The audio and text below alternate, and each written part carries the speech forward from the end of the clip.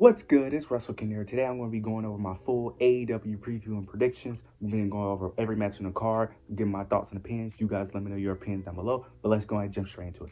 The first match we're going to start off with is the Fatal 4-Way Tag Team match between the Outrunners, if I'm not mistaken, Private Party, the House of Black, and the Acclaim. This is very easy. Private Party is going to win because no other tag team out of these four have really been built up. The House of Black has been getting a slight push, but there's no reason to take the prize off a Private Party. They just beat the Young Bucks, which was a huge thing to a degree, with the Young Bucks holding the titles for a long time. So it only makes sense for Private Party to have a decent run for them to hold it for a bit. They just won these. I would argue they're the most over tag team out of all of these four. They are easily the most over outside. You could argue House of Black, but they're the most over tag team in the tag team division right now. It doesn't make sense to take them off them right now. So this is very easy. Private Party picks up a victory here. No reason to take the titles off of them this early into their reign. The next match on the card, we got Mercedes Moné versus Chris Statlander for the TBS Championship. This feud itself, to be honest, doesn't make much sense, mainly due to Chris Statlander being the babyface. But overall, the feud has been, it's been mid. I'm just kidding. It's been mid. I try to say it's okay. It's been mid. Very boring, very lackluster. Yeah, I don't really have much to say here. Now, they have been telling the story of Mercedes and Camille, her mistreating Camille, treating her more harshly, not treating her with respect. So eventually they're going to have that whole turn of Camille turning on Mercedes. It's not going to happen now. Still a bit too early. The recent Go Home show on Dynamite that just recently ended, Chris Statlander did recently stood tall against Mercedes Moné, so it's very obvious Mercedes is going to win. She was going to win regardless, but she's probably going to win with some type of shenanigans where Camille accidentally messes up again, but this allowed Mercedes to end up taking advantage, so Mercedes ends up picking up victory. I don't know what's next for Chris Statlander after Mercedes Moné. I'm assuming Willow Nightingale has to get back into the title picture against Mercedes. That's the only person I see dethroning her, but yeah, Chris Statlander is not going to win. It should be a great match. I think it's going to be a great match, but overall, Mercedes is going to retain her TBS Women's Championship. Now we got Jay White versus Hangman Adam Page. This feud has been somewhat interesting. I've been liking somewhat what they've been doing. They've been having a lot of back and forth with them attacking each other, them brawling. Jay White did pick up the last victory over Hangman. I think Hangman ends up getting his payback and ends up getting the victory again. On one episode of Dynamite, they did play like an injury angle. They was both talking to each other about injuring each other's leg. I don't know if they're going to play that angle into the match, but I do think Heyman will pick up the victory. I'm assuming maybe the Bang Bang Gang ends up getting some help. I think maybe Juice Robinson maybe get involved in the match. Maybe Cole or Austin Gunn gets involved. I don't know, but I do feel pretty confident that Hangman will win this match, and then they'll probably have another match, the third match, to finally blow the feud off, in my opinion. But overall, this should be a great match. Yeah, I'm excited to see how this match plays out, but I think Heyman will pick up the victory to keep his momentum, even though you could argue Jay White needs it more. But I think it's going to be some type of shenanigans that happens in the match where Jay White gets distracted, something happens, and then Heyman ends up picking up the victory. But I have Heyman beating Jay White. Now, the next thing I want to talk about is this Mariah May title celebration. Now, this title celebration has been stretched out and has been I can't think of the word. This celebration has been delayed. There we go. It's been delayed for months. She won this title at All In, and now we're in November. Okay, so it's been delayed because we've been waiting for the whole Mina to return to be on the side of Mariah. Now, I think the reason why they're having the celebration at Full Gear is very simple. Toni Storm is going to make her return. I think that's very obvious. She was doing this whole thing where she's saying that she was going to retire and that she doesn't got it anymore. Clearly, that doesn't work. That's clearly her being in this new character, probably most likely her being in the mode of she don't think she has it anymore. She's not in her prime. She don't think that she's, the woman that she used to be. So I think that's the angle they're going for. I think Toni Storm makes her return at Full Gear. There's no reason to have this celebration if you're not going to have Toni Storm return. Or you're going to have Mina turn on Mariah, which I don't think, because I think that's way too early. So Toni Storm has to return. There's no way you're going to have this celebration at Full Gear just to be a celebration, because you could have just done it on Dynamite or even Collision. So there's no way you're going to have this celebration and it just be a regular celebration. There's more to it. So I think Toni Storm makes a return here and then challenges Mariah May. Now, me personally, I don't think we should be pulling the trigger on this story that quickly, only because Mariah May just won the title like 2 to 3 months ago. It hasn't been that long. Now, her reign hasn't been that good because of the booking. I don't understand how you fail Mariah May this badly with the way you've been building her. I don't understand how you build someone up so much to dethrone Toni Storm just for them to have this bad of a title reign. But to be fair, it's not her fault. Yeah, I think Toni Storm will return. I don't think Mina's gonna. Yeah, it's too early for Mina to turn on Mariah. So the only logical thing for the celebration is for Toni Storm to return. I'm excited for it.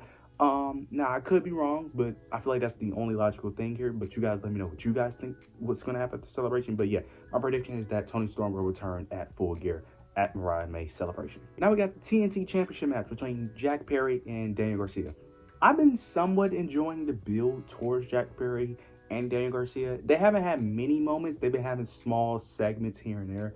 But for the most part, it's been decent. It's been one of the better things, I would say, that have been happening on Dynamite. I think Daniel Garcia has to win. There's no reason for Daniel Garcia to lose. If Daniel Garcia loses, I'm done. Now, to be fair, I'm not even the biggest fan of Daniel Garcia. I like him. I'm not the biggest fan, but I like the guy. I think he's decent. I think he has talent. But yeah, he has to win here, especially after the whole MJF feud. You made him lose, but you made him look good by him attacking and have MJF cheat. So look, if you're gonna push Daniel Garcia, this is the time. I think it's time, especially with the Young Bucks losing their titles.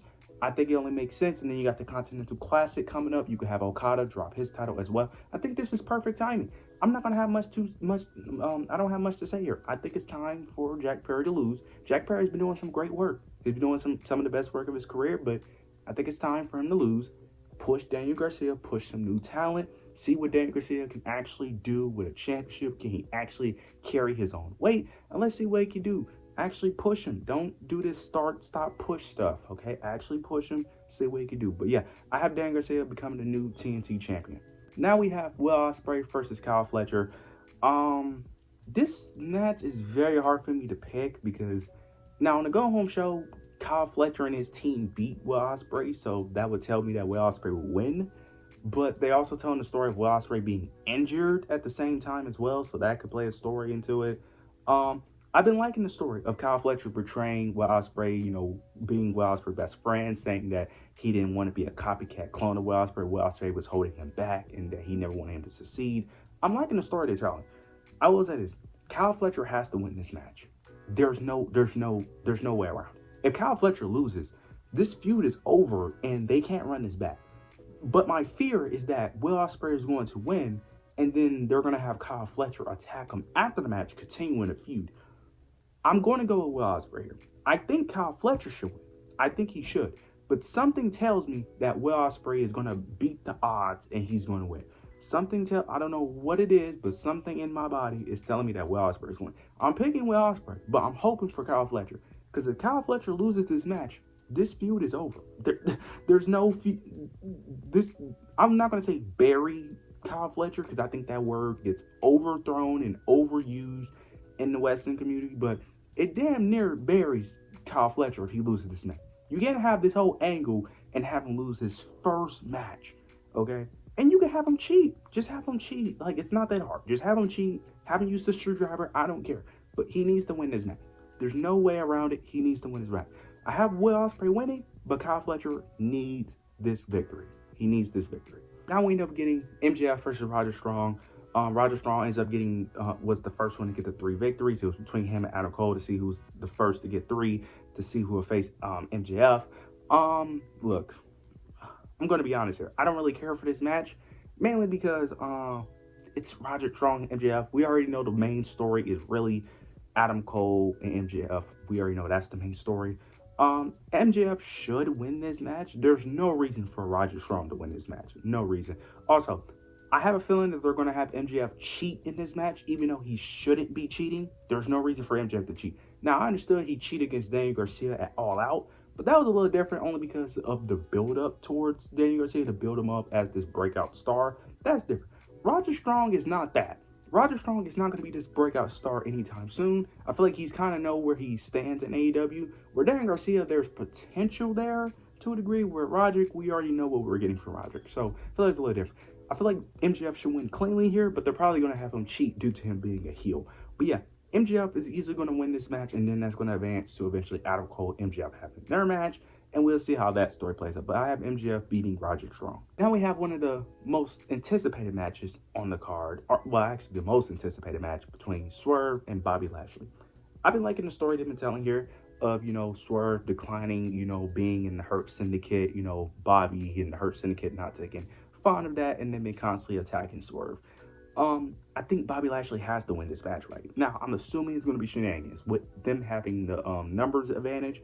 I'm assuming Bobby Lashley is going to win with the help of MVP and Shelton Benjamin. There's no way you have Bobby Lashley be built up with this new faction, this new group, and have him lose his, well, not his first match, because they have him have his first match on Dynamite, which was stupid, but you can't have him lose his first PLE match. You can't. You could protect Swerve by him losing by interference, something. But you got to have Bobby Lashley win. There's no reason to build up this new faction only for them to lose their first pay-per-view. Can't do that. So I have Bobby Lashley winning this match.